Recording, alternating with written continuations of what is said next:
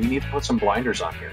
My biggest concern, Dan, was this irrational exuberance, particularly in the retail investor market, of just rushing in and realizing that so many people, when they hear the word cannabis, they think of retail, they think of CBD, they think of cultivation, they think of brands. And that's great. Those are all things that are happening in a mature or developing economy. For us, we need venture returns. For us, we are healthcare investors and operators historically, so it was a perfect overlap.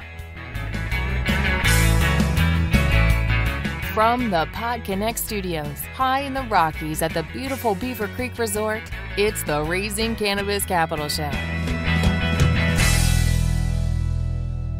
Today on MJ Bulls, we are continuing this year's Cannabis Investor Series, sponsored by 212, with the founder and CEO of Bonaventure Equity, the author of Cannabis Capital, the book, and the co-host of Cannabis Capital, the podcast, Ross O'Brien. Welcome back to the show. Thanks, Dan. Always great to be here. Well, for our listeners who haven't heard Cannabis Capital, the podcast, you start every episode with a really cool segment. And I thought, Russ, maybe you could explain to everybody what the cannabis economy challenge is and how it ties to your business.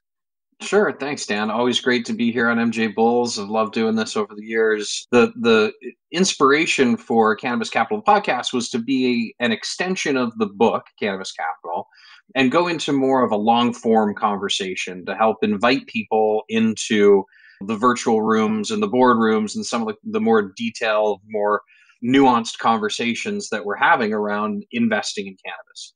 There's a concept that I identified in the book that we call the cannabis economy. And so what that is, Dan, for people that are new to it, we look at cannabis as a global macro economy, not a specific industry. And with any global macro economy, there are subsectors and sub-industries that develop therein. And we have a specific focus to invest in healthcare in the cannabis economy. So that puts us right in that emerging industry of healthcare impacted by cannabis. So it's our belief that cannabis has reached the boardroom of every company in every industry, period. And so we have a challenge, and anybody can take it at cannabiscapitalpodcast.com and submit something to Maggie and I, my co-host. And the idea is that we have yet to find an incumbent industry or vertical that has not already seen or will have to adapt or make adjustments and be informed by cannabis legalization, right? Everything from drug testing employees to religion. We talked about that on one of the podcasts. That it really reinforces that cannabis economy challenge. Yeah, it's super cool. And it really forces you to think, which is the best part about it. Another thing you do on your podcast is you've interviewed a lot of your portfolio companies. And during these interviews, it's been clear to me that you have a solid rapport with these guys. And I think it has to do with the fact that you just don't provide capital. You also roll up your sleeves and provide guidance. Why is that so important? Well, thanks for that question, Dan. I think it's a great question, and it's really germane to our DNA as a firm and what I believe are the fundamentals of investing in cannabis. So there's a great quote as one of the episodes of "Don't confuse a bull market with brains," or "Don't confuse brains with bull market," however you want to say it. It is clear to us that venture capital is a discipline, and it's a discipline that's developed over decades of experience in my case and with our firm. I actually just wrote a blog post on this at rossobryanvc.com, Ian, talking about what are those core fundamentals, and what they all speak to, Dan, is experience, and experience matters. There's some research that I linked to on it that there are better outcomes with VC firms that have actual operational experience in their managing partner ranks. Mm-hmm. And quite simply, we're investing in startup companies. We are operators ourselves. And I believe because this is such a high risk, high reward investment strategy, you should be investing in something that you have an intimate knowledge and experience with, right? So if you're investing in startups, you should have been around the startup world for several cycles to kind of build that muscle memory. And so our firm is very much operationally minded. We know that from our own experiences, starting and managing early stage companies is hard. If it was easy, everybody would do it. Yeah. And there's extremely high failure rates as a result of that. We've done a lot of experience in healthcare, so it's easily translatable to our investment thesis today.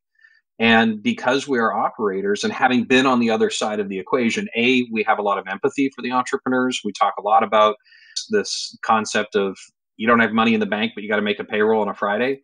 And we've experienced that, and a lot of our founders have experienced that, but it allows us to have more empathetic conversation and understanding about the challenges that are coming, because they are coming, right? With every small early stage company, there's always going to be challenges.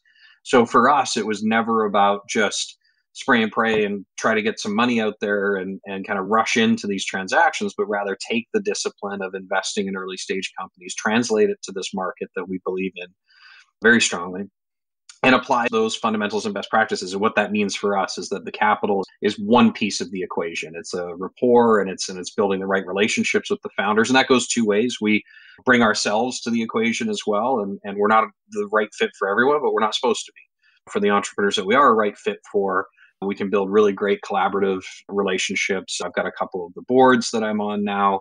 We have an operations team that helps with back office support. We've just kind of been through it before, and we want to field a team that has some veteran experience that allows these entrepreneurs to do what they do best. And in our case, a lot of that is engineering new science, engineering new innovations, pioneering new chemistry. And if those management teams can do that better, stronger, faster, that's our job, right? And capital is only one part of that equation. Man, I'm smiling because you said not everybody's a good fit. And on one of your podcast episodes, you made it a point as an advice to entrepreneurs: do your homework, look up and find out what these investors invest in and what stages they invest in. And I was listening to the show, and I have to admit, as an entrepreneur, sometimes you put the cart in front of the horse. You don't always listen to everything. You're just moving.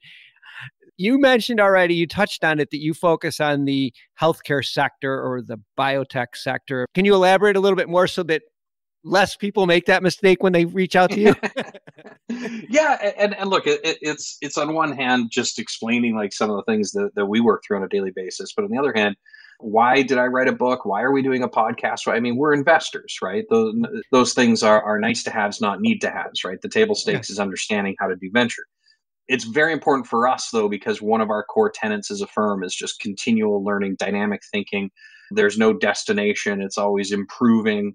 And because of that, we're very committed to putting this type of information out in service of the entrepreneurs. Mm-hmm. So what does that all mean as it relates to our investment thesis of healthcare, biotech, innovation, IP? I would summarize it very simply that when we looked at this space and applied our specific lens to successes we've had investing in early stage companies in other sectors, the one thing that stood out was that innovation in cannabis was largely being held back by a piece of legislation. So there was just one gating item to going and learning about this and doing the science. Imagine if like math was illegal for the last 100 years, and then all of a sudden you're like, great, we can go do math now, right? Like it's kind of how we thought about it. When we look at what all the potential is in this treasure trove of scientific innovation that's been locked up in this illegal plant for so long, it's hard for us to talk ourselves out of just being on the very tip of the iceberg of an absolutely transformative situation for delivering healthcare and patient outcomes in our communities and in our culture. That's why you're in that sector. And so when somebody says, hey, I have this great idea, and you're like, yeah, but it's not in an area where we invest. You can't be something for everybody. And I give you guys a lot of credit because you found your spot and you're focused on it. Yeah, thanks. I mean, look, we've invested in businesses that fall out of that sort of early on. And our first fund is a lot of my money, the capital I put in the first fund. And we were really trying to find the types of entrepreneurs that we were interested in. And now the market developed in front of us in a way that allowed us to take the next step. And we even tighten up the aperture of our investment thesis. But for us, we had several conversations with our limited partners and other investors early on saying, look, we need to put some blinders on here. My biggest concern, Dan, was this irrational exuberance, particularly in the retail investor market, of just rushing in and realizing that so many people, when they hear the word cannabis, they think of retail, they think of CBD, they think of cultivation, they think of brands. And that's great. Those are all things that are happening in a mature or developing economy. For us, we need venture returns. For us, we are healthcare investors and operators historically, so it was the perfect overlap.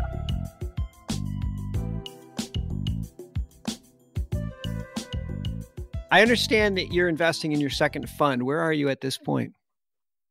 Yeah, excited to share, Dan, that we just turned the corner on the first close of our second fund.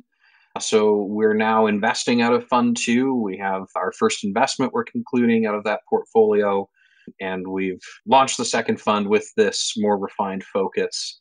And we will continue to raise additional capital. We're going to cap the fund at somewhere around 50 million, and ideally be making $1 to $3 million Series Seed, Series A investments in the companies that fit this healthcare transformation that's happening as a result of cannabis legalization. So there's still opportunity for people to invest. You haven't closed it yet?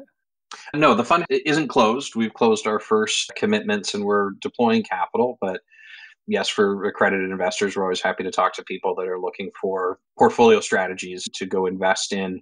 Look, we're a great fit for people that understand that there is entrepreneurial upside in this space, that we are venture investors, and this is differentiated from a lot of the players out there. This is Series Seed, Series A, looking for massive valuation development in a 3 to 5 year time horizon, which fits our focus. And look, what we learned early on with our partners was this is not a space that's conducive to trying to just pick winners. And if somebody is looking to have exposure to the early stage of innovation in healthcare and cannabis, then we've got some great partners, and obviously our portfolio strategy is going to track to that. Perfect. Well, we'll have links to Bonaventure Equity in the show notes. So if you're a company that's looking for growth funding in that sector, or you're an investor that wants Bonaventure to manage your cannabis investments, just click the links in the show notes or go to PodConX.com. Ross, before we go, maybe you could recommend a good book. Obviously, Dan, you're teeing me up for my tagline, which did I tell you I wrote a book? Cannabis Capital. You can find it on Amazon, Barnes & Noble, where all good books are sold. Literally get to say for the first time in my life, no pride in authorship. I've had a lot of great conversations with people that have found me on social media and things that have had some feedback from reading the book. It seems to be doing well. So I'm very excited. It's good. And I'm glad you were able to do the show with us. Thanks for being here. Always a pleasure, Dan. I appreciate everything that you do.